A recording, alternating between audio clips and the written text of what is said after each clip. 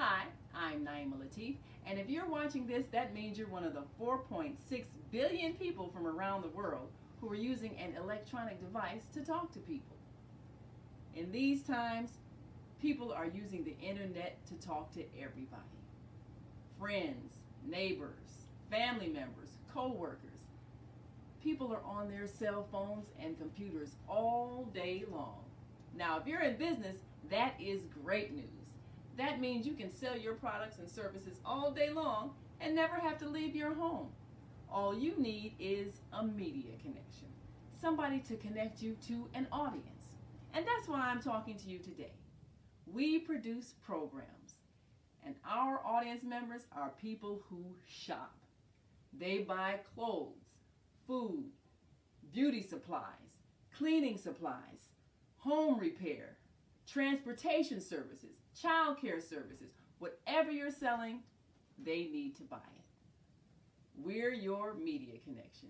Just follow this link, and tomorrow you can sit back and relax at home while your business is making you money.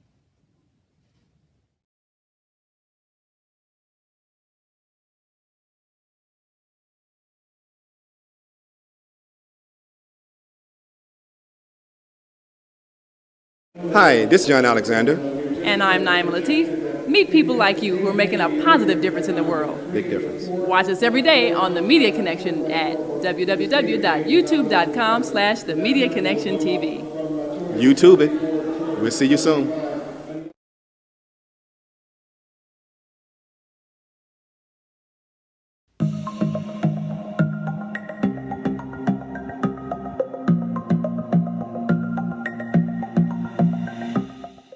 Hi, I'm Barbara. I'm Cheryl. And I'm Naima. We're three black moms. And in case you didn't notice the resemblance, we're also three sisters. We're going to be coming to you every week, sharing our successes and our mistakes as we navigate our lives as moms, wives, sisters, daughters, and of course, Black women in today's world. We'll talk about it all: race, politics, religion, economics, culture, and we'll take a look at everything from whether or not to use corporal punishment to how do you teach your children about sex. Look for our upcoming book, Growing Up Charles. It's a personal story about our lives growing up in Maple Park on Chicago's South Side. I'm Barbara. I'm Cheryl. And I'm Naima. We're three black moms. Follow us on Facebook and subscribe to our YouTube channel, Three Black Moms.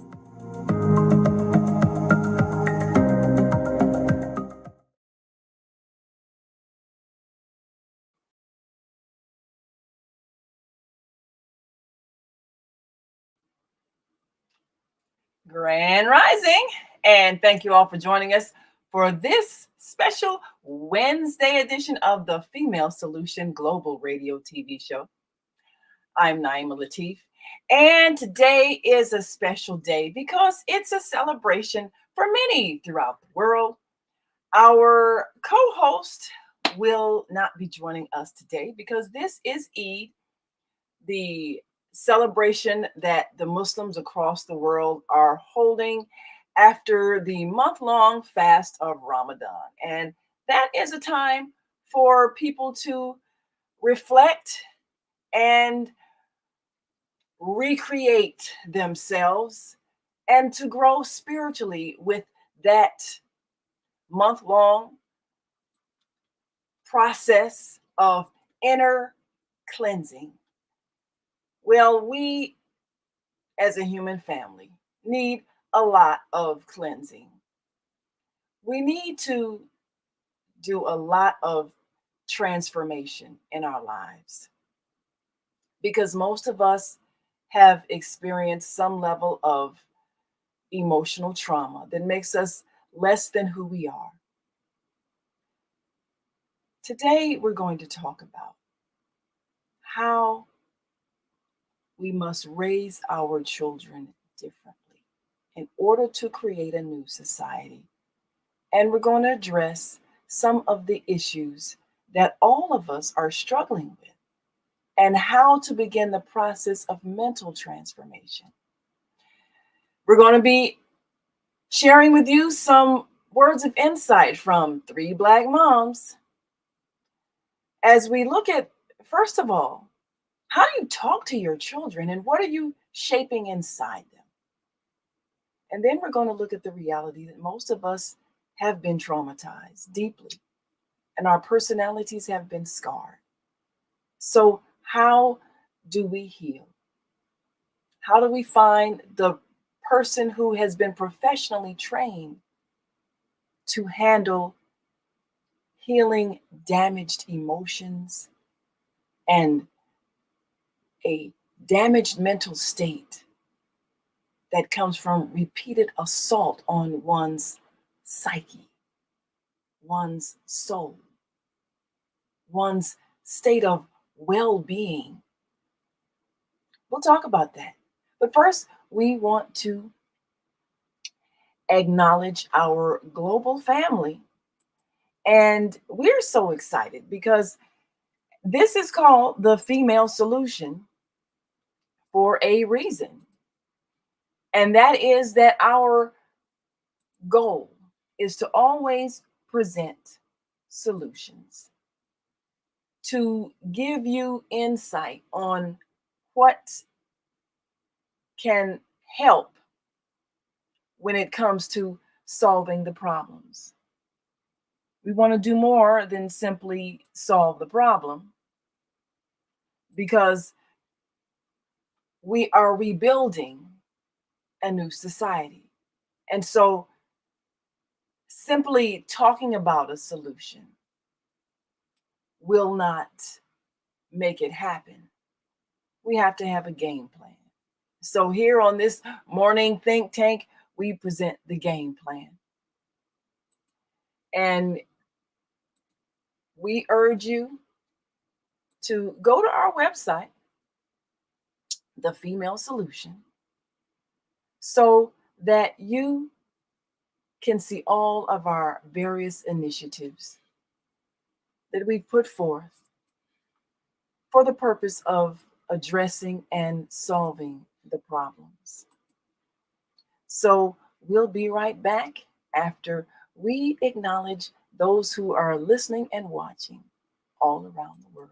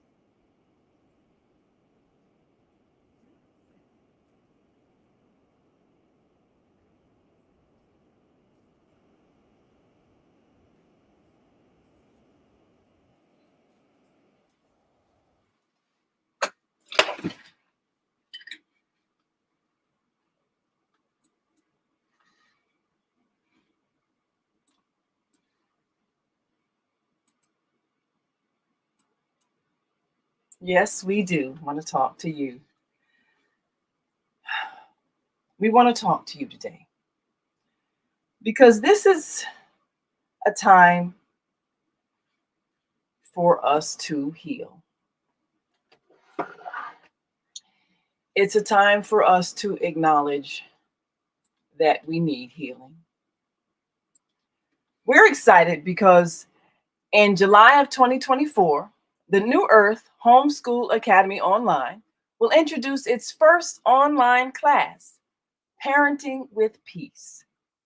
This course, highly advised for young, soon to be parents, first time parents, older parents, and grandparents, will likely challenge many long time beliefs about how to raise children. Today, we'll hear a few words from three Black moms on building a child's self esteem and realizing when you or your child has been traumatized and needs therapy and not punishment. The New Earth Homeschool Academy is one of those pandemic motivated enterprises that intends to address those things that we understand should be a part of the educational process, but have not been. This week, we've talked about a lot of things that should be addressed in our culture. We have talked about, of course, our Monday morning mindfulness host, Zelda Speaks, had a very powerful guest on that brought to light the manner in which our children learned about sexuality. And in recognizing this, we also realize that much of what our children have learned comes from the very dysfunctional household environment in which they live. We can only teach our children what we know.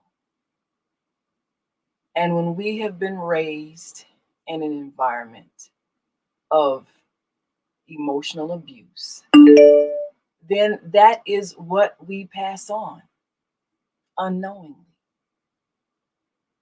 The New Earth Homeschool Academy Online is a 12-lesson course that takes you all the way from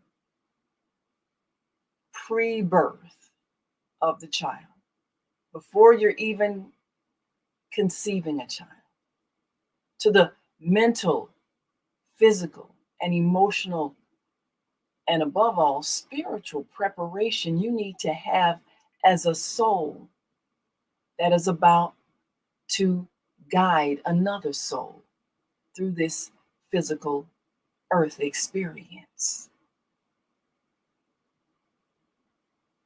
We are wounded as women, deeply wounded. We have, for centuries, been treated sometimes as property, sometimes as possessions of the males in our lives, often repressed, suppressed, repressed, and oppressed. But we can't see ourselves as victims because we are the ones that bring forth life. And we have an opportunity to shape that life by what we demonstrate in the home environment in which our children are raised. We talked about the influence of the school system and perhaps how it is distorting our children's understanding about relationships and intimacy.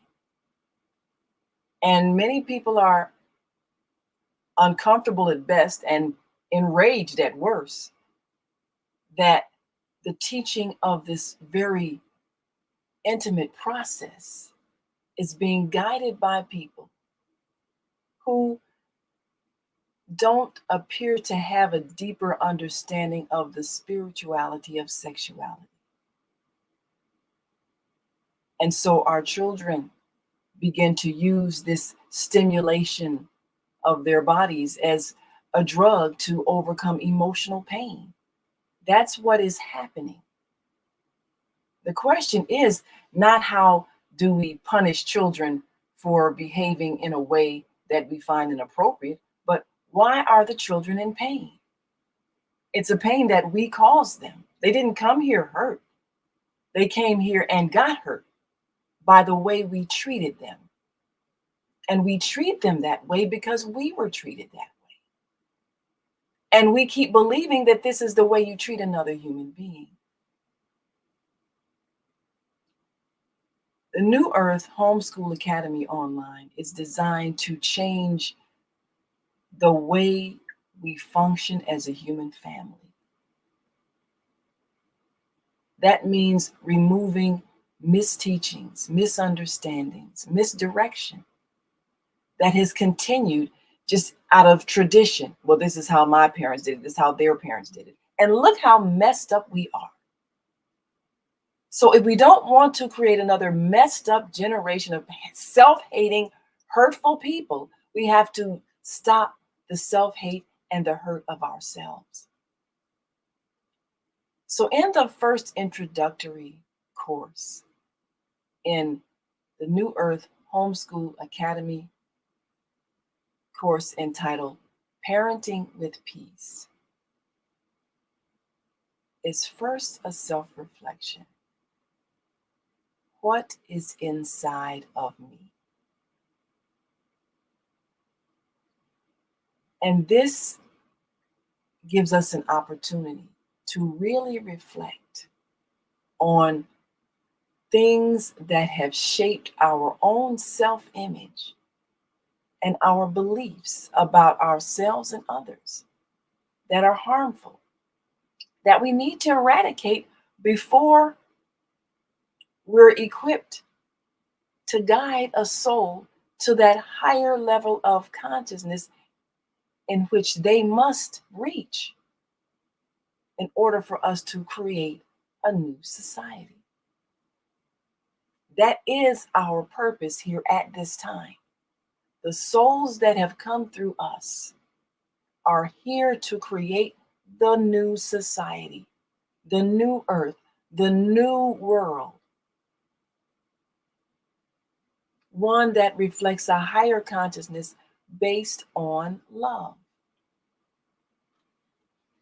So, what are we really creating in the world in which we live? Are we creating a world where people can live together in peace? Or are we creating a world in which people learn to hurt each other, believing that they're in competition with each other and they must step on another in order to raise themselves up higher? That's been the philosophy, but that's incorrect. And we're experiencing the consequences of an incorrect belief system. And we have the power to change it. But we have to change what we teach our children. And in order to do that, we have to change what's inside of us, because you can only give what you have. Our goal with this course, Parenting with Peace, is to prepare a new mind that is going to raise children differently.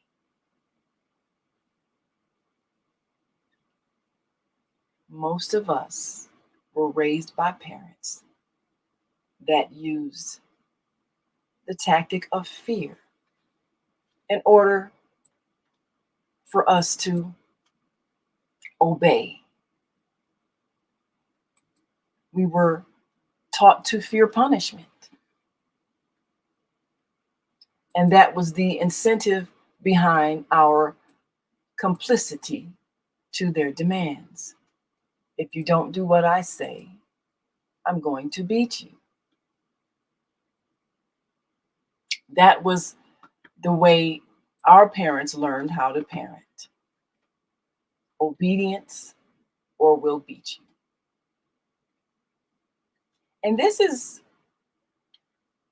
not unique to African American culture, but is possibly more intense because of the very distorted, destructive environment created in the founding of this nation using slave labor to accelerate its economic growth. We were an economic policy that brought out the savagery in others. And so we have to unlearn that because we've been self-inflicting pain and oppression. But it isn't just the African Americans that suffer with this kind of denigrating treatment of children. There are other cultures. Globally, there is a disrespect for life. Sometimes it's reinforced in our religious teachings, and sometimes it's part of a political system. Sometimes it's interwoven in an economic system. Sometimes it's just about long-standing cultural traditions. But it's time to stop. Many people looked at the eclipse the other day and they said, this is a sign from God. Well, we have had predictions from people who foresee what's going to happen. We have an opportunity to create a great new future, because the future is not a fixed thing. There are many different options, and with every decision, we create a different outcome. So our goal with the Parenting with Peace class, presented on the New Earth Homeschool Academy Online, launching this July, is to help parents who did not have an example of the kind of wisdom that would have enabled them to grow and flourish without personality distortions based on fear, to learn a new method of seeing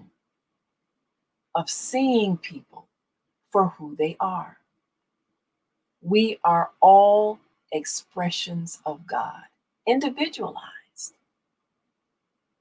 each unique, and each here on a mission to learn and evolve in our understanding of creation and how we can manifest the best experience in this earth environment if we simply operate with the energy that the Creator operates with. And that energy is love, not fear. So those of us who were raised with fear, I obey my parents or they'll punish me, that is incorrect. It is incorrect. But you can only teach what you've been taught until you receive a different teaching. And sometimes you can't even receive the different teaching because your mind is already geared toward a certain direction. So even the spiritually evolved beings among us that have inspired many of the earth's religions, who came with a higher concept of how to live and how to treat each other, their teachings of love were still distorted back to fear, because that's what we knew. In order for us to be the best parents we must be, we have to undo the damage that was done to us as a result of being raised with fear. Fear of punishment, fear of humiliation, fear of emotional pain, physical pain, fear of abandonment, fear of rejection, fear of public ridicule, fear of isolation, fear of being unaccepted, fear of losing love. That's the foundation that most of us experienced as children because of the way our parents gave to us what was given to them. So first, we want to share a reflection by 3 Black moms in this show, where we first take a look at how our children have been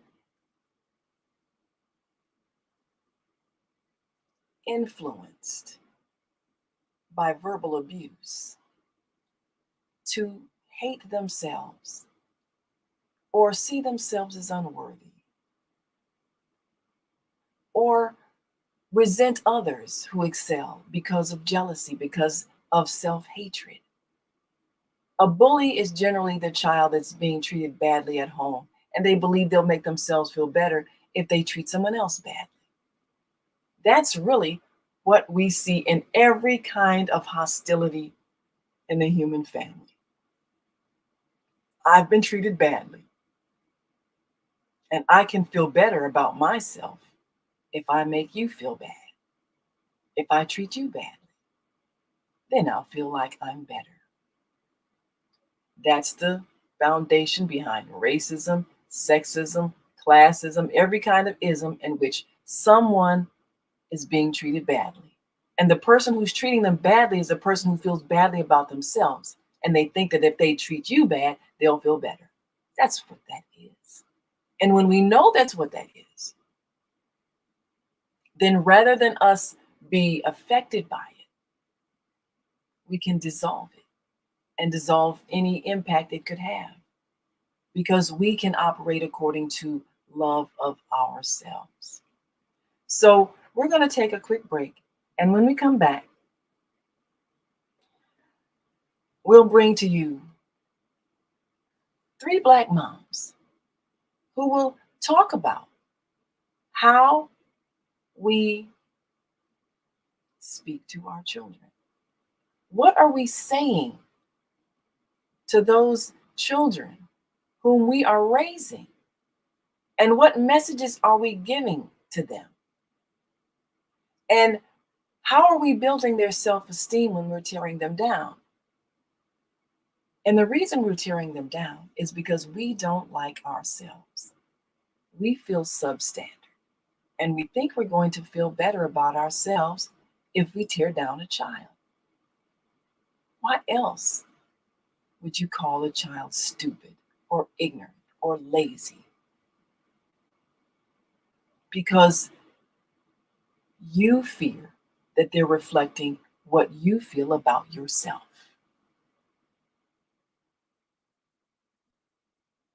So before you can parent a child in a way that is healthy and wholesome, you have to heal what's broken inside of you. And you have to admit it's there. And not be angry at the parents who put it there, because it was put inside of them as well.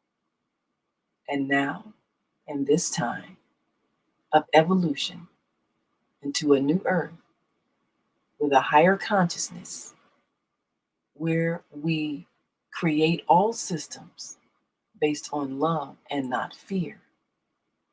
It's time to acknowledge the pain so that we can stop passing it on. When we come back, we'll be joined by 3 Black moms, and we'll talk about how to say things that will raise your child's self-esteem. We'll be right back after this quick break, so stick and stay, don't stray away. We'll be back in a moment, so stay with us.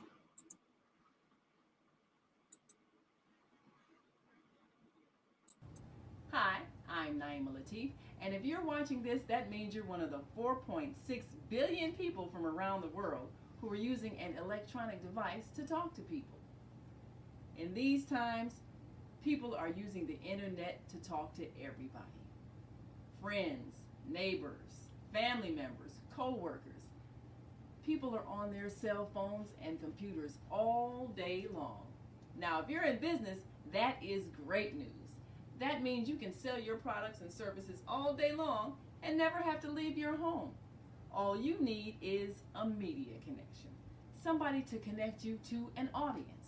And that's why I'm talking to you today. We produce programs, and our audience members are people who shop. They buy clothes, food, beauty supplies, cleaning supplies, home repair, transportation services, child care services. Whatever you're selling, they need to buy it. We're your media connection. Just follow this link, and tomorrow you can sit back and relax at home while your business is making you money. And that's what we want you to be able to do. Sit back and relax at home while your business is making you money. Well, now we want to bring you 3 Black moms as we talk about the impact of what you say to your child. And we want you to think about what was said to you and how was your self-esteem affected. Because the first lesson in the New Earth Homeschool Academy online course, Parenting with Peace, is to examine what is inside of you. And so it's time to peel back the layers. Every time you were told something negative about yourself, or you were inflicted with pain, you, in fact, have a scar, perhaps not visible to the eye, but felt on the soul. So for those who are on our switchboard or listening online, listen to this conversation. And when we come back, we'll take your calls. And we're asking you the question: what was a thing said to you in your childhood that you feel had an impact on the way you see yourself? Whether it was someone saying you were bad, or you're stupid, or you can't learn math, or you don't know how to sit in your seat and be quiet, or you're lazy, or you probably end up like a no good father. Whatever thing was said that is scarring to your soul, it's still there. We want you to reflect. And when we come back, we'll talk about the ways to undo that damage, and belief systems that may have reinforced the idea that you're going to be punished by God when you die because you're a sinner. Sometimes our religions do more emotional damage than we can ever undo in a lifetime, because they're reinforced by the society in which we live. This is not to attack anyone's religious belief. It's to help you evolve out of belief systems that are hurting you and causing you to hurt other people, believing this is the way of creation, when in fact, the way of creation is only love. And what we experience here is the contrast, is the opposite, so that we can see what love is based on experiencing what love is not. Love is not pain. Love is not harsh judgment. Love is not punishment. Love is guidance into understanding. So in the Parenting with Peace class, we are teaching parents how to first instill empathy in their child, and understanding that you as a soul are connected to everything. And so your awareness of how your actions are affecting everything is your guiding principle to your behavior. Not fear that I'm going to hit you or make you feel bad or reject you or withdraw love from you. I'm going to give you empathy and understanding of how you are an integral part of creation. And your actions, your decisions affect everything. And when I know how to instill this in you, there's never a need to cause you pain. There was never a need to cause you pain before, but it was done by those who were ignorant of how to guide with love and not fear. So listen to this conversation from 3 Black moms, and then we'll talk about it when we come back.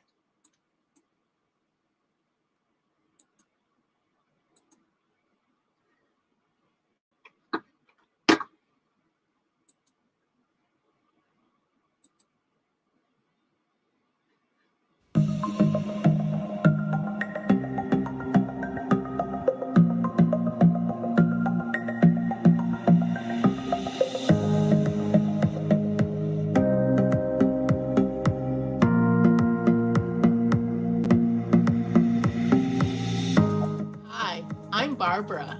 I'm Cheryl. And I'm Naima. We're 3 Black moms.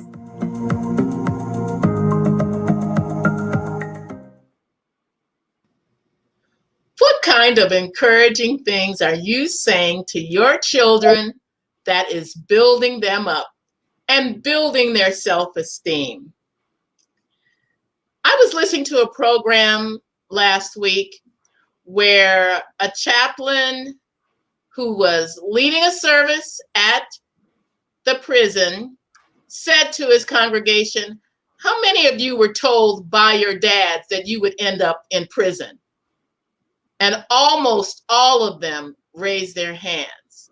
Now, I taught at a school once where the teacher would reprimand the kids by saying, "Y'all gonna end up in prison." And I remember thinking, that is not helpful. That is not going to give them the kind of encouragement they need to want to build better lives. They're going to rise to the occasion that you've given them. I remember in school, my teacher, Mrs. Moody, used to get on the class clowns, and she would make a comment like, "You all gonna end up old, toothless, and drunk on the corner." And do you know that when I went to one of my friends' funerals, 3 of them, Daryl, Eugene, and Henry, looked like old, broken down men, toothless and raggedy. And I thought, oh my goodness, Mrs. Moody's predictions came true. What things are you saying to your children that's going to build them up? The tongue can be an evil thing. You can make a comment that can totally destroy a child. And you need to say things that are going to build your child. What does the Bible say? The tongue is a restless evil. You can control horses and oxen, but you can't control your tongue. And a tongue will set a forest on fire by the evil things that come of it. What are you doing to build up your children and not tear them down? You know, I think that a lot of parents believe that if you say negative things, that's going to encourage your child to prove you wrong.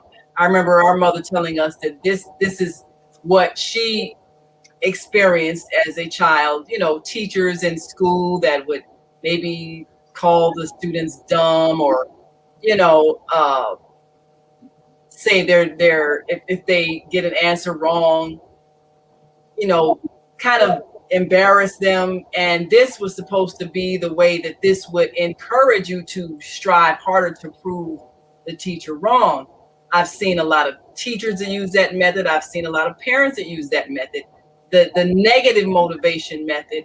And for some people that may work, but I've found that also well, for those people who say, you know, they had to try really hard to prove themselves, usually there's some other kind of personality disorder that comes with that, because you never really prove yourself in your own mind, because you're always working against the people who have tried to put you down. And I found that positive reinforcement is a lot more effective. But I have witnessed a lot of my friends who teach, I've witnessed that negative motivation, which really isn't motivation. And a lot of times the child does end up living down to your predictions or up to your predictions. If you tell them, you know, you're going to be nothing, you're going to end up in jail, you're going to be a dropout, you might have a few that say, well, I'm going to prove them wrong, I'm going to really try hard. But you have a whole lot more that say, yeah, I guess I'm nothing. And I mean, how do parents realize that they may be using that negative method because it was used on them? How do you recognize when you're actually doing that to your own child? You know, we talk a lot about and derisively about participation trophies. Every kid gets a trophy just for showing up, and how we need to do more to make sure that people earn, you know, whatever they're given.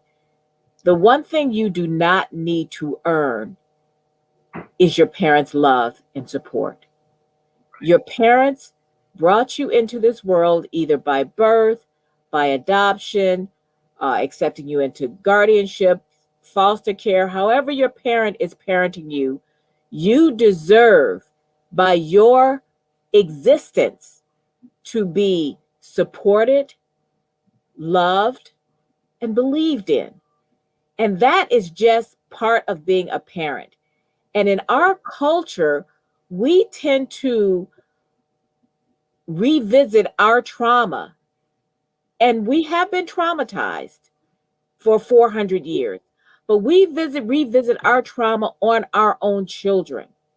And we don't tell them, you are my gift from God. You are my hope for the future. The reason why enslaved people could continue to have their children, even if they didn't know if they would be able to raise them, was because that was the hope that someday we would be free. That someday came when we got a Black woman as our first lady who came from enslaved people. And we need to remember that encouraging our children is what motivates them, not discouraging them by telling them they're stupid, they're ugly, they're worthless, they're going to end up in jail, they're bad. I remember there was once a woman who came who was there with her husband, who was fixing something in my mother's house. And the little boy was, I want to say 2.5 maybe. And the young mother kept saying, well, he's bad. And I says, please don't say that. He's not bad. He is age appropriately curious. And he is showing that he is intelligent because he is curious of his surroundings. So don't tell him he's being bad. And that's what we tell our children. We tell our children when they are being appropriately curious, when they are having an appropriate meltdown, that they're being bad. They're being children. And we need to remember that our children are precious. And that's the thing, is that we have to get out of that slave mentality of denigrating our children and into that slave mentality of, you are our hope for our future, that one day we will be free. I remember, and I'm going to mention my favorite television show, FBI, and there was an episode where one of the main characters was tasked to be an undercover and pose as someone else because he was Egyptian and all this stuff. And the person who was supposed to be helping him had been one of his teachers and had denigrated him the whole time, telling him he was going to get his partner killed. And the character and the actor, Ezekiel Zaki, who is a Muslim American, and he is Egyptian American, had said at this time, "Why did you ride me so hard?" Well, this man had seen something special in him, and he wanted to make him prove himself. So he kept telling him, "You need to quit." And the man told him, that didn't work with my own son either. And he didn't have a relationship with his son because he used that method of negative encouragement. And it was an interesting dynamic because obviously Agent Zidane got the job done, but it was that hurt that he had carried this whole time from someone saying, "You're not good enough." Stop telling our kids you're not good enough. They're not just good enough, they're everything. Yes. I think that the most important thing for parents to do, as you said, Cheryl, to move out of that kind of negative reinforcement that was visited on us, other people, over time. There's an article in this month's Parents Magazine about how to encourage your child through difficulties, through them just learning things, through their natural curiosity, and how to embellish the strengths they have. One of the examples they gave was that when your child is having a hard time doing something, they're struggling with it, use that occasion to remind them of some effort they made in something else in which they succeeded. Don't say, "Oh, you can't do that and that's no good," and blah, blah, blah, blah. Say something that is going to reinforce their strengths, that they're trying to accomplish something. And it could be anything from a homework problem to putting together a puzzle. I don't know where that attitude came from, that if you say something bad about your kid, that's going to make them want to prove themselves. It's just going to beat them down. That's what people do when they're putting someone else in bondage. That's what bullies do. You say the mean thing, you say the awful thing, and instead of the person thinking, "Oh, I'm going to prove to you that I'm not like that," something in them is broken. A bruised reed he will not break. That's from Isaiah, talking about God who will restore a person. If you are bruised, you are not going to be broken. That little light is going to be given more fire to help them along. And if you are a parent who is used to using that kind of method, change your mind about that. Say something kind to your child that is going to encourage them, that is going to build them up. Because if you don't do it, who will? I hear a lot of parents that use that negative encouragement or just really hostile language. And even when you try to correct them, like you did with the lady that called her son bad, I do that all the time. Yeah. Even after I've done it, the parents will still, "Yeah, he's still bad." I mean, even when you explain it and you show an example and you say, oh, he's so intelligent. Oh, he's probably going to be like, you see them maybe trying to, maybe they're trying to figure out something, and they're fiddling with some electronics or something like that. And so the parent will say something like, oh, you're so bad. And if I say something like, oh, he's really intelligent. Oh, he's probably going to be an engineer. I see he's trying to take apart that radio. You know, I try to set the example. And even after that, the parent will still go back and reinforce the negative. And it's the hardest thing to get them to hear you and consciously change the habit, because that's the only thing they know. And sometimes it's frustrating because you don't want to reprimand a parent in front of their child, but at the same time you want to say, would you just stop? You know, I know. I'm trying to show you how to do this. Yeah. but that's true. That's true. It's like you have to be the gentle one who says, oh, you know what? You may think of this as bad, but I see a light in this person. I see curiosity. I see intelligent reasoning.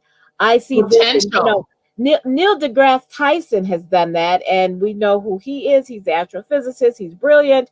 And he had talked about children, like spilling things or fight, well, they're learning about gravity or making noise. They're learning about these things. And he couched it in a way of, you are curious about the world and you have a theory, and now you're proving it. And it's interesting because one of the more intelligent people on the planet doesn't see this as bad behavior. So why are we seeing it as bad behavior? And it's very frustrating to see that, but we all know hurt people hurt people, and we are traumatized, and we have been traumatized. And for all the things that we grew up in, I try to do totally different. We didn't grow up hearing I love you. There's not a day that goes by that my daughter doesn't hear I love you. There's not a day that goes by that she doesn't say I love you. Because it's important to hear. Yeah, when we grew up, the idea of parenting was just parenting. You weren't your kid's friend, you weren't their confidant, you were just their parent. Right. Well, I'm not going to be my daughter's friend. I'm not.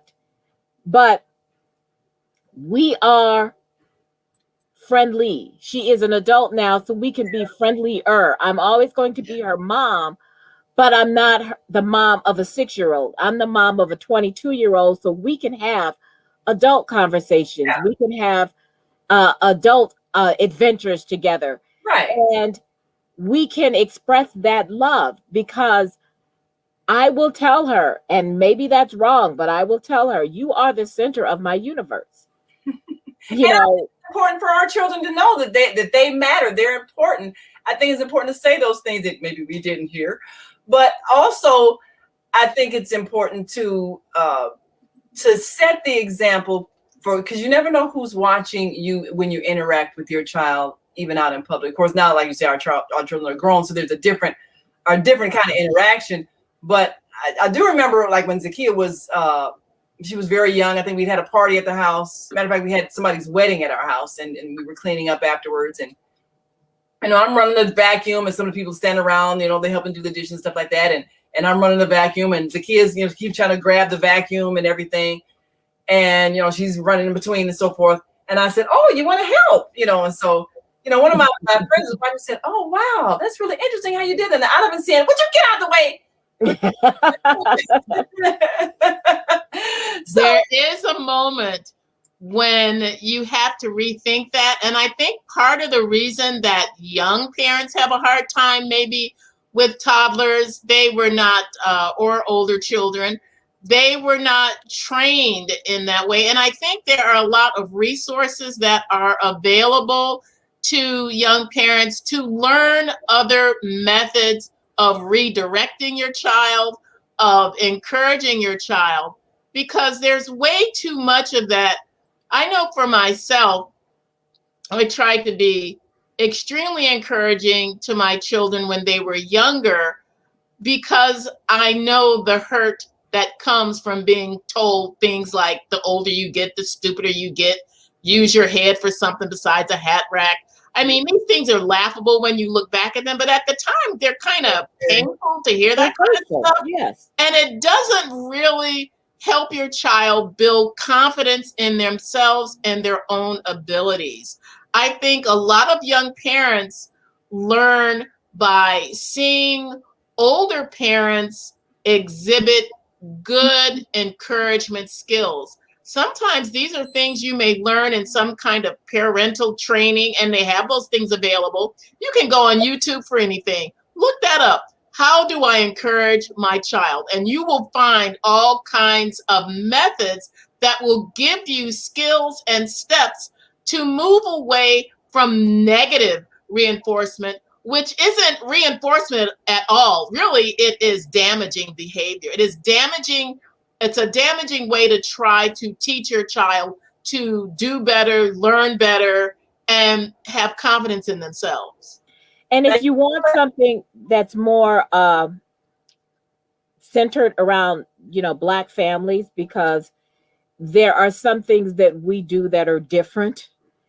Uh, some good, not bad. I'm not sure if the name of the book is Raising Black Children or if it's about Black parenting, but the author is my daughter's former first pediatrician, and her name is Anne, Anne Beal, Beal, and she wrote a book about Black parenting. I encourage anyone. I went and bought it. I encourage anyone to go out and find it. You could probably find it on Amazon, like the rest of the world is on Amazon, or find it somewhere. Maybe it's in a independent bookstore. Always good. But there are resources for us because we have our own way of doing things. We've talked about corporal punishment on here, but a lot of the things that we do, there are just a lot of negativity that have been visited upon us. The whole thing, get any of us in a room, and Black women can talk about the torture of getting our hair done when we were little. Even my daughter can talk about that, even though I tried not to be torturous because she's tender-headed like me. So there is a lot of things that we do that we don't necessarily think of as triggering, but they're triggering. And if you tell a child that they're stupid when they're little, or they can't get anything right, or what's wrong with you, or all those kinds of things, you're only extending the trauma that has been passed down. Yeah. You're passing down that trauma instead of saying, you know what? It's like the whole thing with us deciding not to drink. This ends with me. This cycle of alcoholism ends with me. This cycle of psychological trauma ends with me. This cycle of saying, the older you get, the stupider you get, or not saying I love you. This ends with me. I'm going to be the parent that I wished I had.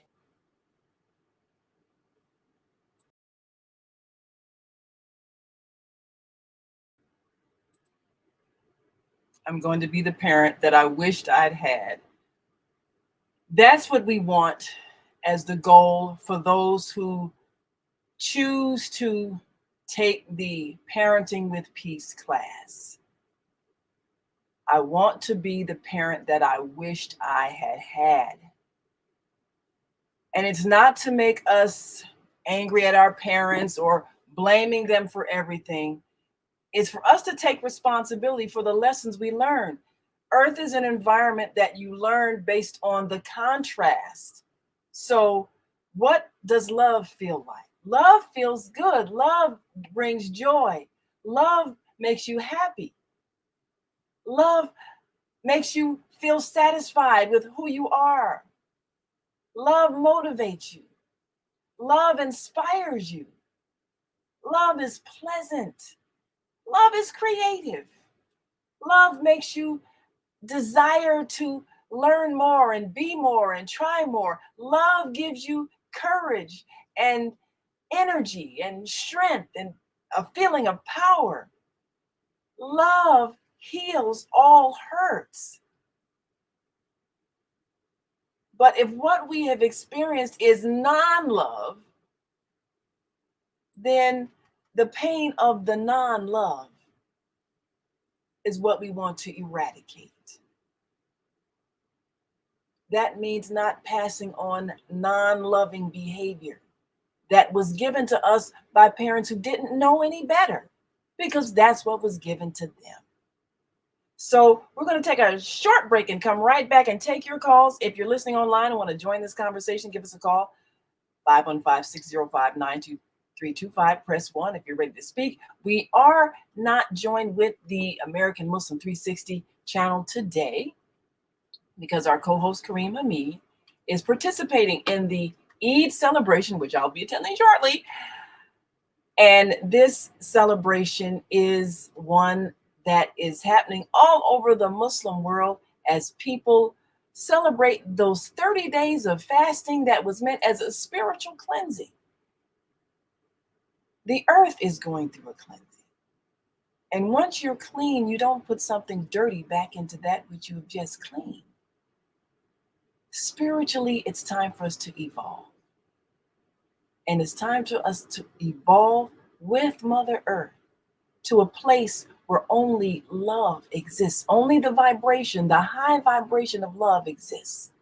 That means all of the things that we do must be motivated by love and not fear. So today we're going to assist in the process of learning better parenting skills. And we ask you, are you using love or fear to shape your child? We'll be right back after this quick message. So stick and stay. Don't stray away. Be back in a moment. Stay with us. Hi, I'm Naima Latif, and if you're watching this, that means you're one of the 4.6 billion people from around the world who are using an electronic device to talk to people. In these times, people are using the internet to talk to everybody. Friends, neighbors, family members, co-workers. People are on their cell phones and computers all day long. Now, if you're in business, that is great news. That means you can sell your products and services all day long and never have to leave your home. All you need is a media connection, somebody to connect you to an audience. And that's why I'm talking to you today. We produce programs, and our audience members are people who shop. They buy clothes, food, beauty supplies, cleaning supplies, home repair, transportation services, childcare services. Whatever you're selling, they need to buy it. We're your media connection. Just follow this link, and tomorrow you can sit back and relax at home while your business is making you money. And we are back. You're listening to and watching the Female Solution Global Radio TV show. I'm Naima Latif, and we've got callers on the line. You'll be able to hear this show on the on-air radio network right after its broadcast today. And of course, the American Muslim 360 channel, the members are celebrating the global celebration of Eid after the month of Ramadan and the 30 days of fasting. This is such a wonderful spiritual time to be alive. And we are preparing for a new earth. Some people looked at the eclipse of yesterday as a symbol that the earth is going through this spiritual transformation. Yes, it is. Yes, it is. And the transformation is one in which no negativity can exist. We must ascend to the vibration of love, which means that's how we're to raise our children. That's how we're to raise our children. And we can't do it if we're holding on to negative belief systems that make us think that the creator of the universe is some mean, punitive entity that throws people into the pits of hellfire and damnation. And so we spend a lifetime telling our children that they're worthless, dirty, filthy rags and unworthy. And then we expect them to excel. And they may excel, but they have so many personality disorders: narcissism, jealousy, cruelty, mean-spiritedness, selfishness. All of these things, they're not natural to the human spirit. They become traits that we acquire as a result of us not feeling good about ourselves. Racism is about people coming from a culture where they were made to feel bad. And they were able to make themselves feel better by creating another group of people upon whom they could inflict meanness, believing that that would make them feel better about themselves. When you understand that that's what racism is, people who already feel bad about themselves wanting to feel better about themselves by making someone else feel bad, that removes all of its sting, all of its power. And you simply realize that you have a responsibility not to place yourself under the authority or the responsibility of people who have that inside of them. And you do what's necessary to take responsibility for your life. This is what must be done everywhere in the world where there is oppression by people who have been treated badly and think they're going to feel better about themselves if they treat someone else badly. Remove yourself from systems in which you depend on these people for your survival. And use your God-given, God-expressing creative power to create what you need for yourself. This is why we've introduced a whole new economic system that has nothing to do with the monetary system and is totally within your power to participate and ultimately free yourself from those who seek to make you feel like a lesser person by withholding from you what you need. Every system that we introduce on the Female Solution is about self-empowerment.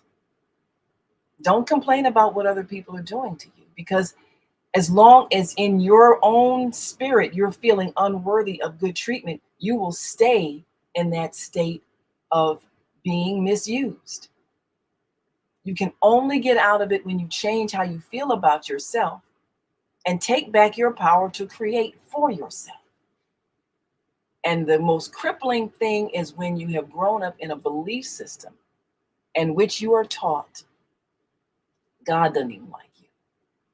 You're born bad. I got to beat the devil out of you. And you're constantly being inflicted with pain by people who you trusted to give you love. It's damaging. And it has damaged you. And it has made you believe that this is the way you're supposed to raise a child. And that's incorrect. So in the Parenting with Peace class, our first step is to help you get rid of, to eradicate, to remove, to cleanse all of those misshapen beliefs that make you not like yourself. Therefore, that's what makes you attack others. Because there's no need to attack anybody when you love and accept yourself. Then you can accept others as the unique expression of God that they are. And it's okay that they're different. They don't need to be like you. They're unique in who they are. God's unique expression coming through them. You can appreciate it rather than condemn it, which means changing everything that has come into you that made you hate yourself. So let's take some calls. And if you're listening online and want to join this conversation, you can give us a call, 515-605-9325. This show will be on the On Air Radio Network. Right afterwards, you can go to onaireverywhere.com and you can listen to this broadcast. We also are not on the AM 360 line today with our co-host. He's conducting or preparing to conduct the Eid celebration ceremonies. And so we're grateful that our brothers and sisters all across the world are now experiencing that bliss that comes from having gone through a cleansing. So let's all begin to cleanse ourselves so we can create that new birth. Let's go to our phone lines. And area code 706-202, Grand Rising. Thank you for joining us today on the Female Solution as we talk about learning better parenting skills. Are you using love or fear to shape your child? So introduce yourself to our listening and viewing audience, please. Assalamu alaikum. Wa alaikum salam. Eid Mubarak. Yes, wa alaikum salam. We appreciate you so very much. Our dear brother Kwame Sunhorse from the stolen lands of the give us your location. Yeah, I'm here in the stolen land of the Muskogee Creek in Eatonton, Georgia. Yes. You know, it's kind of great to hear because Eatonton, Georgia, the reason I say that because, you know, we just had a releasing of the second edition, the second movie of Color Purple. And the author of that book was born here in Eatonton, Georgia. Oh, so wow. That's why I honor her by saying that. And the other part is this land was stolen. But about teaching about parenting, the part first is that we have to understand that each generation out of relative obscurity must either fulfill its mission or we will all fail. We sometimes look at how our parents gave us what they gave us because that was what was given to them. So we're looking going back just 3 generations. I'd say 4 generations in some people because I know that my mother knew her great-grandmother, who was born in captivity. She was born a slave in 1854. She knew her big mama, and she talked about in the way in which they did. And my imam, that was my great-grandmother that named me. And I watched. She was a teacher in when she went to Rush College. The part that I'm saying is that each generation, you know, we see and struggle because our parents are wanting to be more. And you asking about things as a child. I remember riding with my grandfather and driving down there around Cairo, Illinois, and he ran a light. And this white cop came up to the window and said, "Boy, didn't you see that light?" And I told my grandfather, I said, "Dad, I'm a boy, you a man. That's what you told me." And the policeman looked into the window and said, "You better teach that boy something." And I watched my grandfather's smile disappear from his face. And that was the part of first time ever knowing, not the name of it, but it was called racism. And the fear and the challenges that we did come up with. And now we have more and we do less because, you know, 12 days from now, April 22nd, I will have been clean and drug-free for 43 years. I had to break the curse of my father's family, of that drunkenness and using drugs when I went to Vietnam. The part that I'm saying is that we have to understand that some of us have children for the wrong reasons. I will have this child because I want somebody to love me. I'll have this child because I'll get more on my check. Next time after I have this child, I get a bigger check, and I'm gonna have this child because I want him to love me. You know, we had children, and this is the part that we have to understand. We got to correct ourselves first before we talk about how we're going to correct them. But we have to start in the ones in the classroom in kindergarten. Because as your sister was saying on there, that this teacher told them that they were going to be ball mouth and raggedy. And guess what happened? That's what happened. Because the lack of who gives us the love and support, you know, and these are the the other parents that we have when we turn our children over to a school system. Yes. Those are the parents Those that are have the to parents. be guiding them. Yes. Because they spend more time in school than they do in our home. That's true. That's true. And you think about the things that teachers say to your child, because the way you parent is the way you're going to teach. And if you're verbally abusive to your children, that's how you're going to be to the children that you teach. And again, that negative motivation, if I say something bad to you, that's going to motivate you to try to prove me wrong. That doesn't work. And most of us, unfortunately, grew up with parents who had that belief system that if I tell you something negative about yourself, you're going to work hard to prove me wrong. What it did, it tore us down. Now, the interesting thing about your experience with it was your grandfather, you say, that Right. was stopped by the police. You know, many of us saw our parents. I witnessed my father have to, put on the, smiling face to police officers. Do like, yes, sir, yes, sir. I saw that. And I remember asking my mother, what do you remember about your father? Because her father passed away when she was, I think she was still a younger child, but she said she remembered, well, my papa didn't allow no sassing no white folks. So, you think about the police officer saying, you better teach that boy something. What they were telling our children, what our parents to do and grandparents is to teach us to bow to their authority and to be subservient and to treat them as if they were superior. Otherwise, they could face the pain of death. And that's what we were supposed to keep instilling in our children, that slave culture that says this is the superior being. So, you can just imagine how hard it was to break out of that fear-based teaching and the brutality that we inflict on our children, trying to beat them into submission out of fear for their lives. We're still stuck in that. But even with that, and that part that we deal with, but I went to Lucy Flowers on the west side in 1956 when they first started segregation. And I remember I used to have to run home every day because it was integrated, and those white kids did not want it, and those teachers did not want us there. Mm-hmm. If my mother was in out front of the school for me when I got out of school, I had to run home.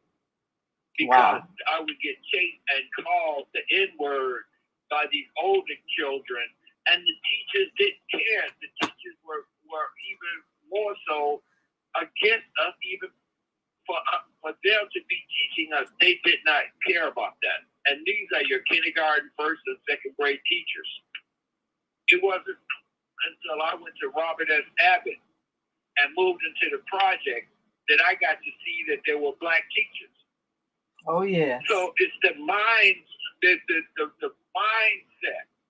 you give a child in that era. But see, those were the times of struggle. Now it's a whole different world, and the children nowadays have multicultural.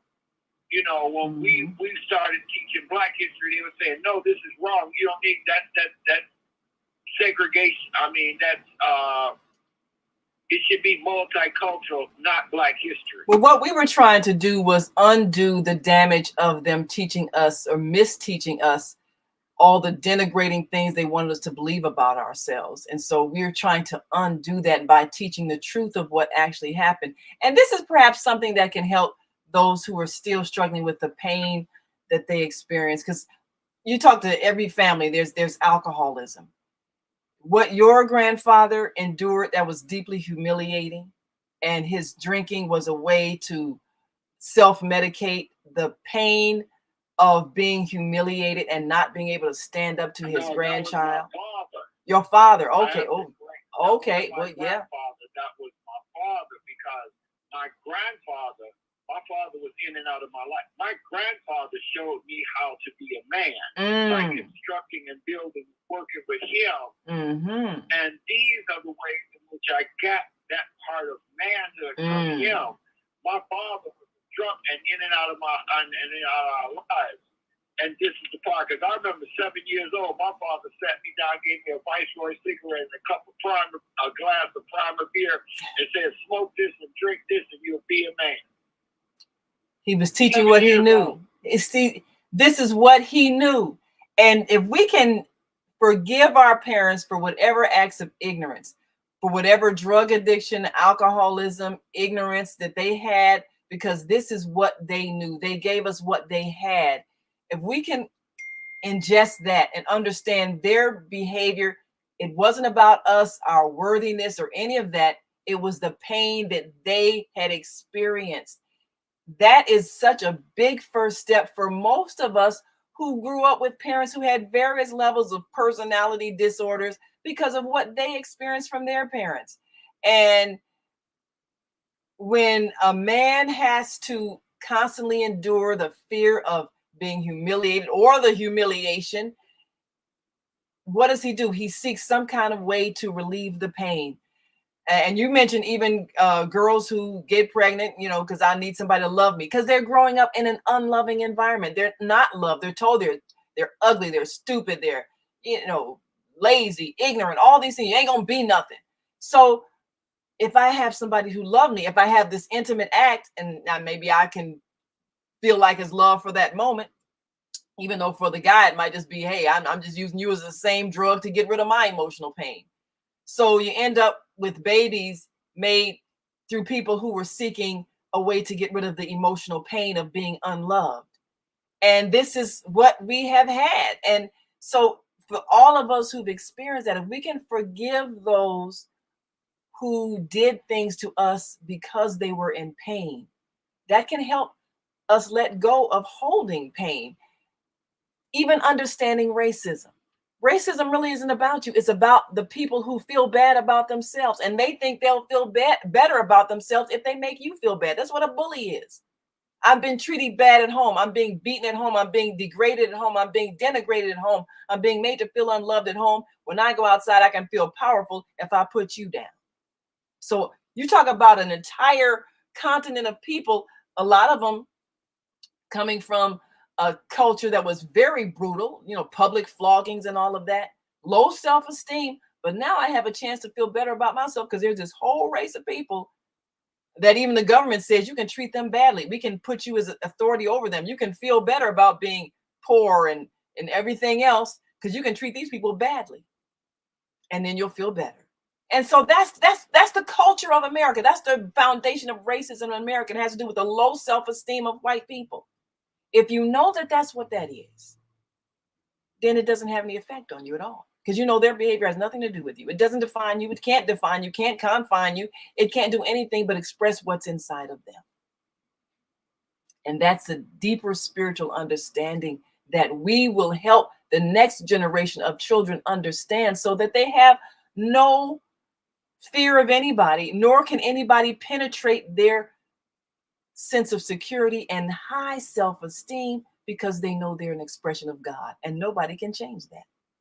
The only thing they can do is express what's inside of them. It's a teaching that is at the foundation of the parenting class we're introducing in July of this year to help parents begin to create children that think differently and will therefore create a new world, because it's not based in fear. It's based in love. So, Baba Kwame, before we take the next caller, what do you think is the thing that had the biggest impact on you? You coming out of drinking, taking drugs. What do you think was the source of your pain that caused you to turn to something to make yourself feel better, even though it was chemically induced? What was the maybe series of memories or main memory that caused you pain that you were carrying?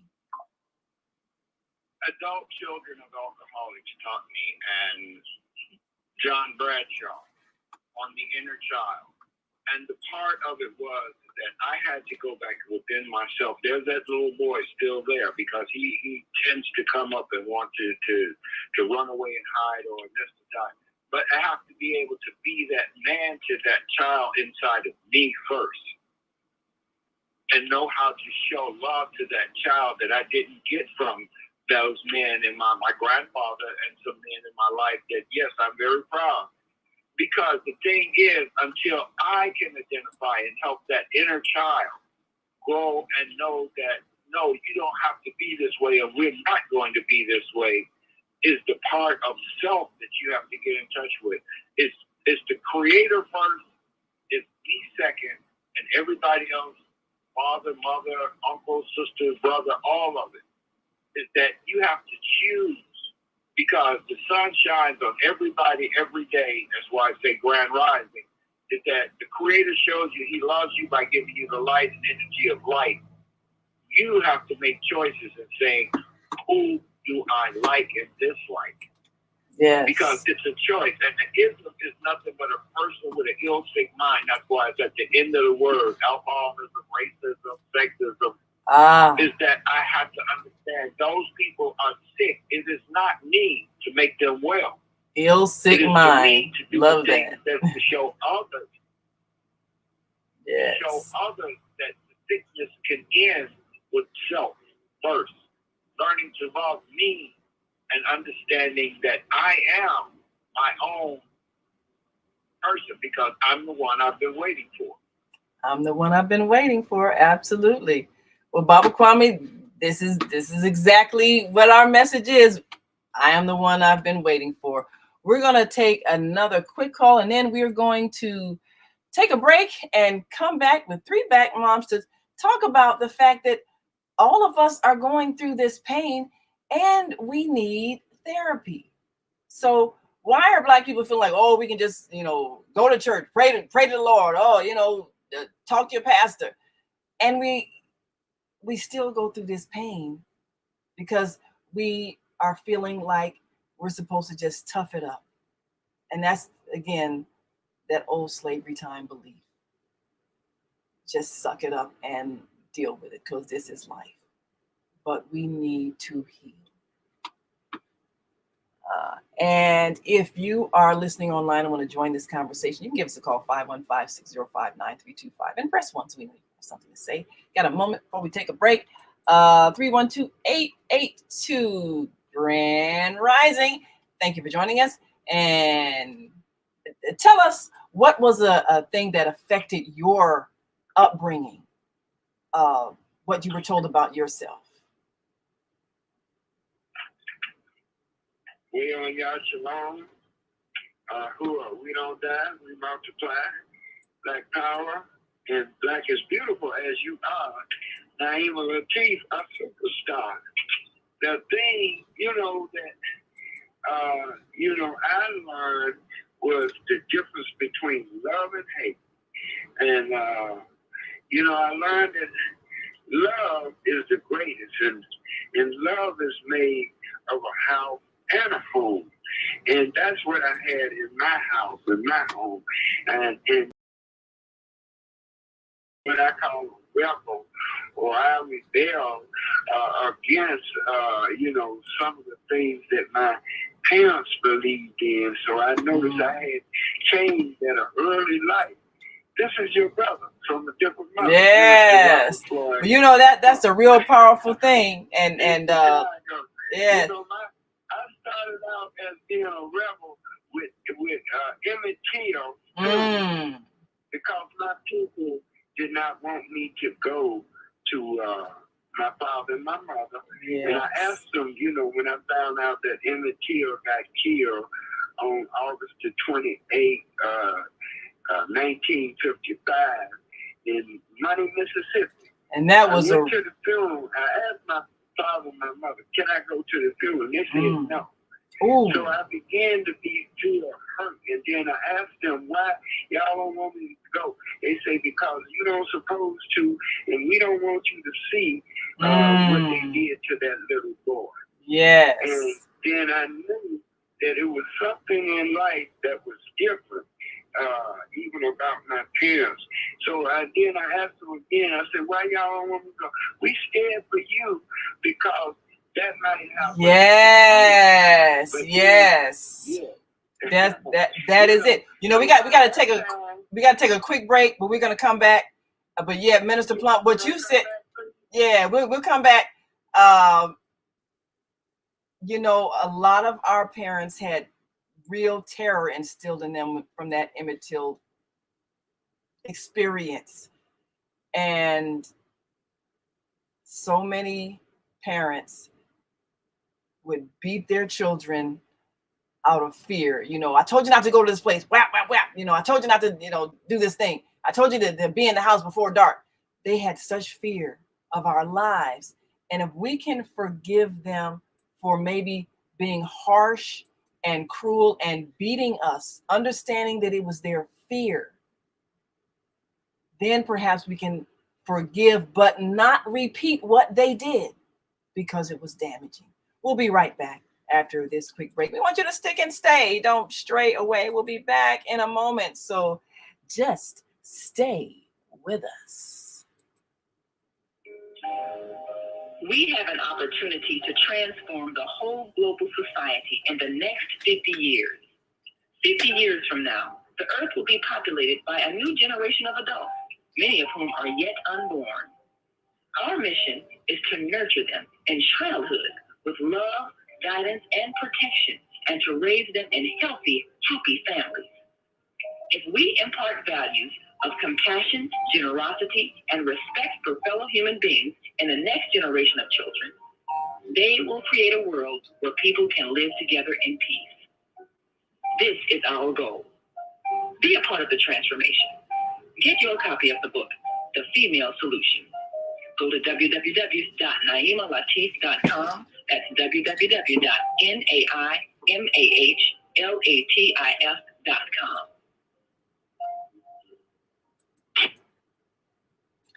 And we are back. You're listening to and watching the Female Solution Global Radio TV show. I'm Naima Latif. And as always, we appreciate you for joining us today. We want to share with you, and we're going to perhaps get a chance to take more calls after we share this with Three Black Moms. If we don't, of course, we encourage you to write your comments. If you're watching us on Facebook and YouTube, that we're on the Female Solution Facebook page and Female Solution YouTube channel. And today, of course, we are sharing with you some words from Three Black Moms, and we're asking you to consider so that you can learn better parenting skills. Are you using love or fear to shape your child? Well, most of us have been beaten out of the fear of our parents that really meant to show love, but they just didn't know any better. And we need therapy because many of us have habits, whether it's overeating, smoking, drinking, illicit sex with people we don't really love. We just want to feel better. You know, all kinds of things because we're hurt. So when we acknowledge that, we can get help and stop passing on the trauma. I'm going to share with you again some words from Three Black Moms. We want you to reflect on what we need to do to acknowledge we're in pain and get help.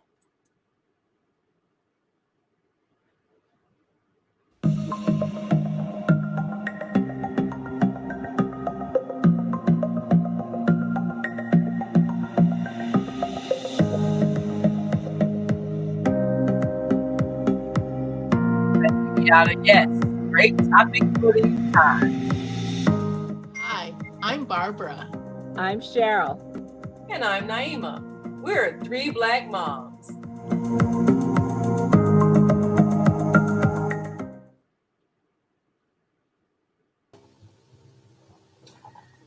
Go to church.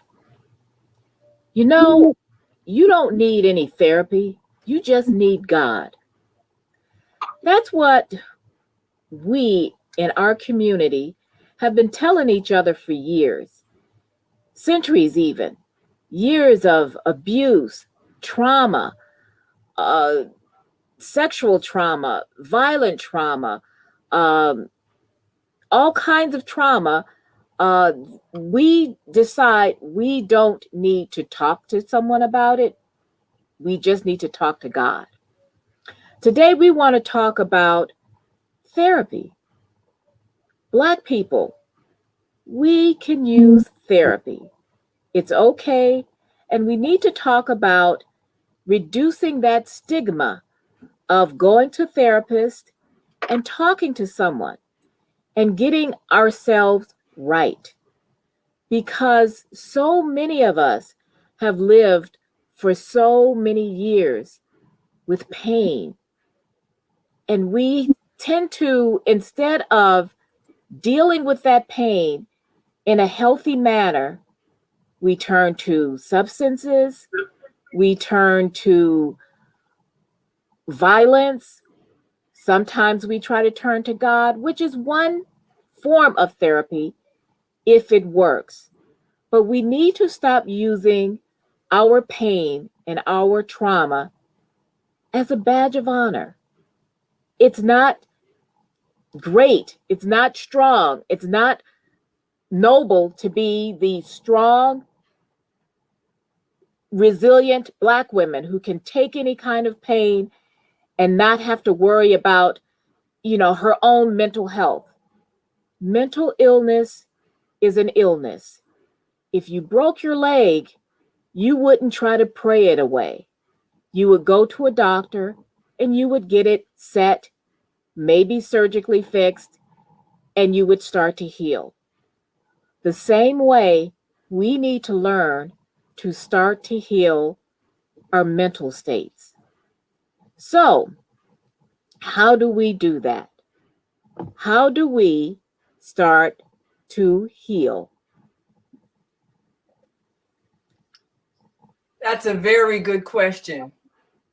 And I have seen so many people who are, they're going through pain, trauma, and they're exposed to just suck it up. And that's kind of been our history as Black women, you're a strong Black woman. And that we're living with trauma. And one of the things that I had this conversation with a couple of women a few weeks back, we talked about it's like generations of mothers who didn't seem to have the capacity for nurturing. There was like this stoic thing where you got no affection and you got no sympathy when you cried or were hurt. And if you research, that goes all the way back to slavery, where the thought was, since you're not going to get any nurturing, I need you to be toughen up so that you don't expect it, so that you can do without it, so that you're not being babied, you're not being weak. And we're believing that if you withhold affection from a child, they'll learn not to need it. So you have all of these people for generations raised with no nurturing, and they got all these emotional traumas because they didn't receive the nurturing that you need. And they did a study a while back, I think it was on soldiers in war who suffered post-traumatic stress disorder. The ones who didn't get nurturing, the ones that didn't have good childhood memories, those were the ones who ended up with post-traumatic stress disorder when they had been through a trauma. The ones who came from a loving, nurturing background, got the kind of love, care, affection that they needed as a child, they were able to draw back on that when they had been through some horrific thing. You see your best friend's head blown off in battle, but they were able to recover from that if they had a foundation where there was love, there was nurturing, there was affection. So us believing that you don't need it, or if you withhold it from a child and they'll learn not to need it, that doesn't work. That just makes them more susceptible to mental illness. I have found that the important thing is to recognize the need for trauma to be addressed, and also to recognize that one's pastor, with all of their training, may not be equipped in every area, which is why we want to send people to professionals. Now, I recognized in my own family the need for us to have family counseling because our communication skills had broken down. We came from a situation where when we moved, I intuitively knew that we were going to need some kind of therapy just to help us manage interaction in a stable environment. And that needed to be created by us being able to talk out things that we had kind of suppressed and really express the fears and the pains and the expectations that we had in our lives as parents, as children, and learning how to deal with that was immensely helpful. I think because we have celebrities that laud how they have gone to a therapist and how that has helped them overcome whatever personal traumas they have, it has somehow seemed to make it okay. But Black people are thinking, this is nonsense. We can take care of this ourselves. We can work our way through it. And I will tell you that those things are that kind of thinking is extremely detrimental. And I will tell you why. My first opportunity at teaching school down here in Florida, it was a private school. I didn't realize until some time in which I had been teaching that everyone there was related to everyone else. There were brothers and sisters and half brothers and half sisters and cousins that were all in the same classroom. They were related to the principal, who was related to the kindergarten teacher, who was related to the 7th grade teacher, and who was related to the cooking staff. And really, it was like a family business. But what happened is there was such trauma because the basis of their system was based on the fact that the daughter had been killed in a gang shooting. And every year they did a march around the every month they did a march around the neighborhood. And they, said, we know that somebody here knows what happened, no peace, no justice, and this kind of thing. But because everyone was related, they were all affected by that gang shooting. And then on the anniversary of the daughter's death, the father took his own life. And that traumatized everyone in the school because they were all related. And there were other things that came out over my time teaching there where I recognized that there was some serious mental and emotional issues that had not been dealt with because all of these people were related, but they did not go to counseling. I don't even know if counseling was extended to them. When there's like a mass shooting at a school, there is systems in place to help students be able to deal with that trauma. They have these in these schools. Some of these private minority-based schools do not avail themselves of that. I think that places in the city, places in the school system try to provide an opportunity for people to deal emotionally and mentally with different kinds of trauma that will happen in their school or in their home life. And we should not be afraid to avail ourselves of those systems. They're not out to do something bad to you or know your family business. They're trying to help you deal with issues in a place that will help you not have a mental breakdown. I heard this said once, and I hear it many times. Hurt people hurt people. Yes. And we keep hurting each other because we are hurt. When you see these children who are bullying, and we've talked about bullying, a lot of times those children are bullied. And so they are taking out their hurt by hurting someone else. When you see people who are violent, and understand this, understanding the problem isn't excusing it. If someone hurts me, I need justice too. But it's not on me to turn around and hurt someone else, because that doesn't take away my pain. That just passes it on and helps it to grow. And we need to stop taking so much pride in the growth of our pain. Our history didn't start with slavery. Our history here may have started with slavery. But hey, We were kings and queens across the pond. We had civilizations across the pond. We had inventions. We had languages. We had skills. We still have those things, but we also have the pain and the trauma that came from being beaten down since 1619. And until we deal with that, we can't deal with a lot of other things. When every time, and this is the thing that people always talk about, as soon as someone talks about, cops killing blacks, they start talking about black on black crime. Well, there's also white on white crime every time there's a mass shooting, but we don't talk about it that way.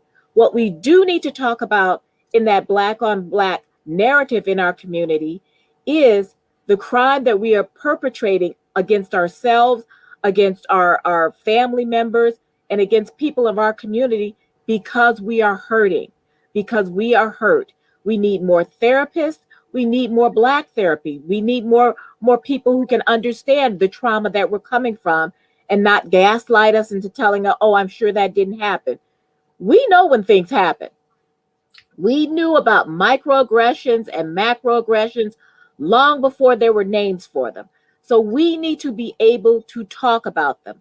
We need to be able to get ourselves into a safe space instead of trying to do that whole tradition of don't put your business in the streets, don't air your dirty laundry, don't you tell nobody what goes on in this house, and stop wearing our pain as if it's nothing but a participation trophy, and it's something that we don't want to participate in and we shouldn't participate in.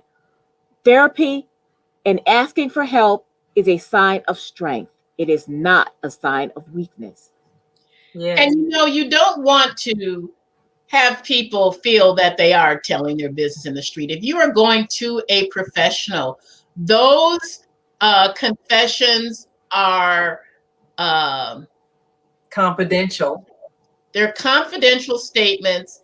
And a lot of times people need to be able to recognize that there is someone that's going to help you out of this mental downward spiral where you have been traumatized over some instance that happened in your life, or some instance that happened to someone close to you, or just some experience that has so made you internalize the hurt and the pain to a point of where you are not functioning in a healthy manner. A lot of times when they investigate some of these people, like the most recent one where an 18-year-old went and shot up a bunch of employees from a place where he used to work. And I could be real general about it because it happens so often. By the time you see this, there will probably be some other place with the same scenario. But they always say that this person had mental health issues. And for the most part, a lot of times these people do. But in dealing with mental health issues, you have to realize that certain behaviors can be observed by a professional. Sometimes it may even just be a teacher, where you have a 5-year-old coming to school with a weapon because one of his parents said that they were going to kill the others. I have experienced this. And so you recognize that sometimes trauma starts at a very early age, and if not checked at that time, it just escalates into something else that leads to something more dangerous. We have to not be afraid when they tell you if you see something, say something. We have to not be afraid to tell someone who can provide an opportunity for help. I think knowing that, as you say, hurt people, 100% of the people who are in prison are there because of some type of mental illness. It's just not officially termed mental illness, but it is mental illness, because you only have a desire to hurt someone else if you're ill, if something is hurting you. That is not a natural thing. You just, wake up and you want to strangle somebody or stab somebody. Something happened. You are in pain. And because it was not dealt with, you act out. I remember when this group, Project was it Project Orange Tree, I believe the name it was, young people who were addressing the issue of youth violence. And when Hadia Pendleton, the young lady who got killed, the honor student that everybody was all horrified, and Michelle Obama came to Chicago to her funeral. Well, everybody was focusing on these terrible boys that did it, but then the youth group that was addressing the whole issue of crime and violence and the pain that youth were in was saying, look, this is somebody who had just lost a friend to gang violence and was acting in retaliation at who he thought was a perpetrator, shooting, and of course hit Hadia. But what they said was, if his grief had been handled properly, maybe the shooting would not have happened. But since young people are expected, inner city young people are expected to just suck it up. Yeah, I had my best friend die, and my brother got killed the day after that, and I'll just keep going to school like nothing happened, like they're not traumatized. And then when they react, we call them criminals. When all of this is behavior that is reacting out of emotional trauma, and we just decide to act like it's normal. And then we call people criminal when they respond to the trauma that they're experiencing. So if we would look at people differently, and knowing when anybody acts out, it is not a normal behavior, it is not an emotionally well behavior, and we can get to where the problem is. We're lacking compassion as a society because we're so quick to criminalize people. And of course, you all know, we all know this, that when some mass shooter kills up a bunch of people and they have to be white, they got a mental illness, and a black person, they happen to shoot one person, they're a criminal. What's up with that? Yes. So we know that there is a racial disparity when it comes to assessing when somebody's mentally ill. Everybody who does crime is mentally ill. We haven't dealt with the causes of, because we haven't dealt with a society that's ill, that creates the illness, that creates the stress. If somebody goes and robs a store because they need to get some money to pay their rent because they got to keep them getting put out the house, I would say that's probably, mental ill. You're trying to keep from getting evicted out into the cold and you don't have a job. There's always reasons why people do things. It's not just like, oh, they just wanted to buy a pair of $300 gym shoes. There's a whole bunch of things that go into decisions to harm somebody, but all of it is illness. And if we can address it as such, then we can respond differently. Instead of building up a prison business, we could really deal with the sickness in the society, the causes of the sickness, the root of the sickness, and then address the people who are responding to what's happening to them in a way that shows that they're not mentally or emotionally stable, but get them some help. And especially people who are on drugs. Yes, you're exactly. Drugs, exactly. That's the pain of your mental illness, your emotional distress. So that's why you need the drugs. That's why you get hooked on the drugs. So why are we penalizing you for being in pain? And that's I'm glad you brought that up, because I was going to say the same thing. Most people, when they are addicts, alcohol or any drugs, they are self-medicating. Yes. They are self-medicating because there is an imbalance somewhere. Maybe it's physical trauma, maybe it's mental trauma, maybe, whatever it is, but they are trying to stabilize themselves in some way to feel better, calm the nerves, calm the anxiety, calm the fears. Yeah. And we criminalize addiction, and we criminalize addicts instead of seeing it for what it is. It is part of the mental illness problem. And unless, of course, you're white, and then, of course, addiction is treated as an illness. Right. And that's the thing. But we have a whole lot of us folks who are sitting in jails over weed, and maybe they were selling it, maybe they were doing it, maybe they just had a bag of it. But the thing is that we are not talking about addiction in the way it is supposed to be treated. We use addiction as a moral failing instead of a mental illness. Yeah, and we need to stop. If you're like I said, if you broke your leg, you wouldn't try to pray it away, and you would do whatever you needed to do to fix it. And we need to fix that. We can't We can't smoke it away or snort it away or drink it away either. So we need to do the work. And we're strong people. I'm not saying we're not strong people, but we're strong enough to do the work. And we need to just change the narrative a little bit so that we can say, this is my sign of strength. I'm going to go talk to someone and I'm going to ask for help. And we need to get there. We need to get there. We need to encourage each other to get there. Absolutely.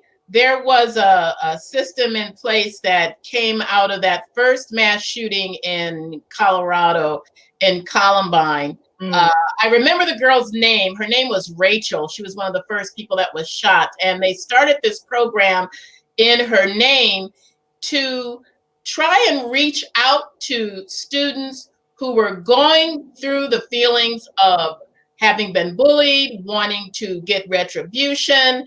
And it was a program. I had tried to get it instituted when I was on the local school council staff in Chicago at my kids' high school.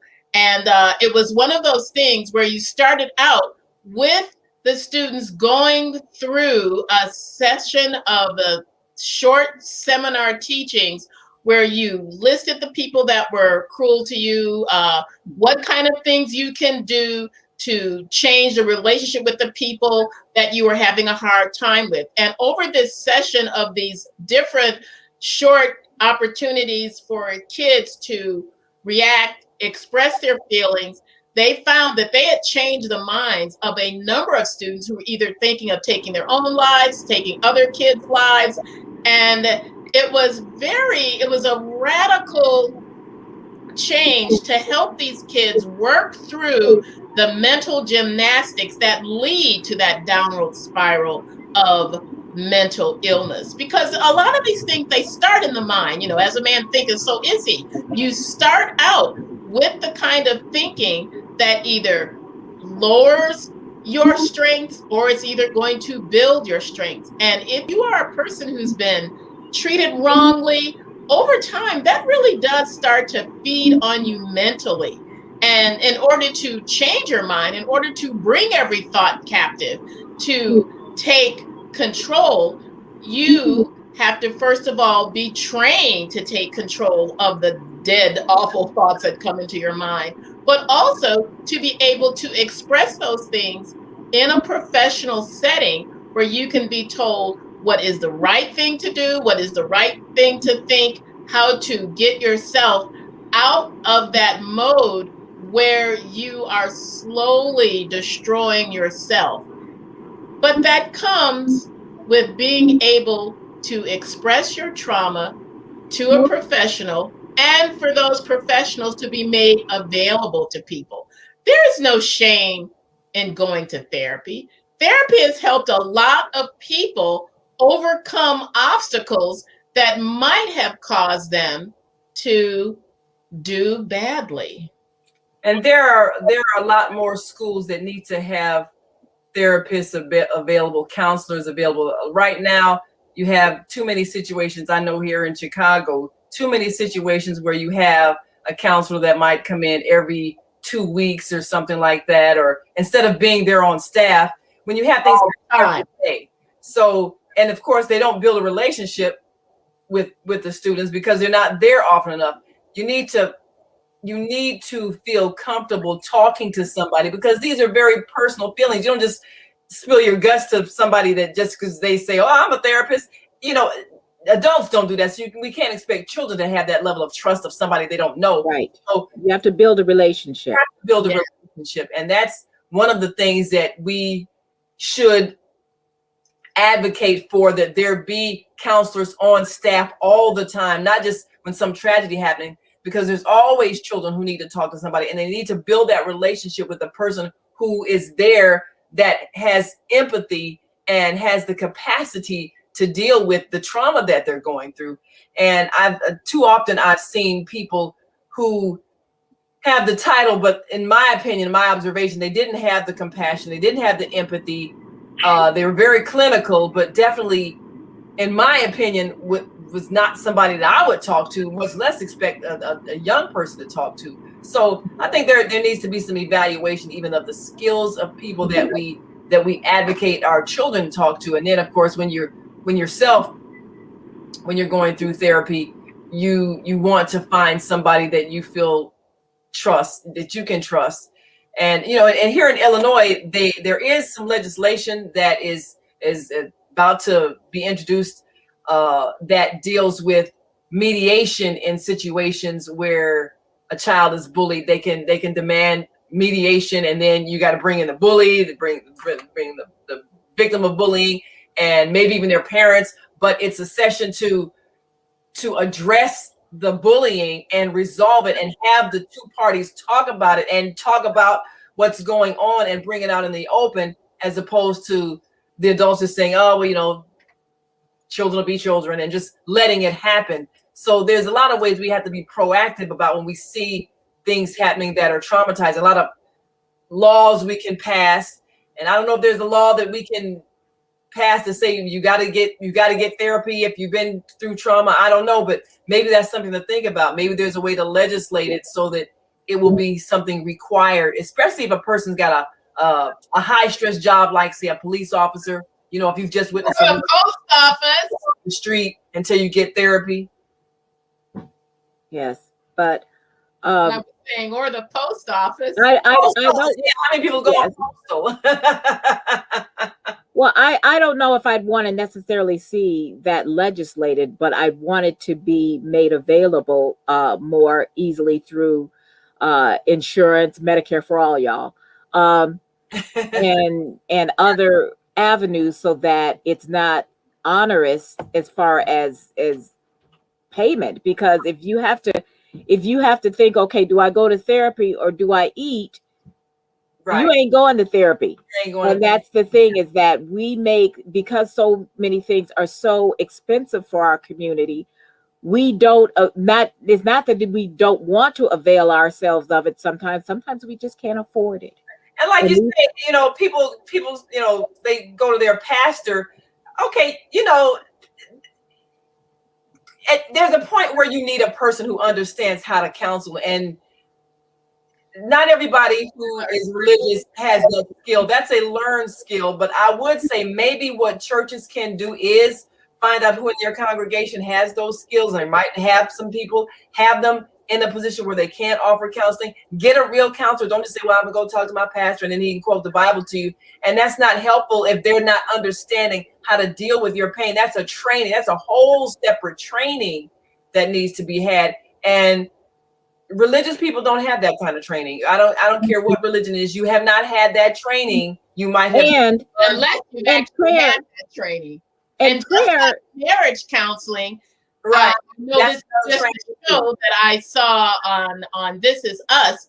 But don't think that, you go to a therapist, things don't work out. Okay, therapy doesn't work.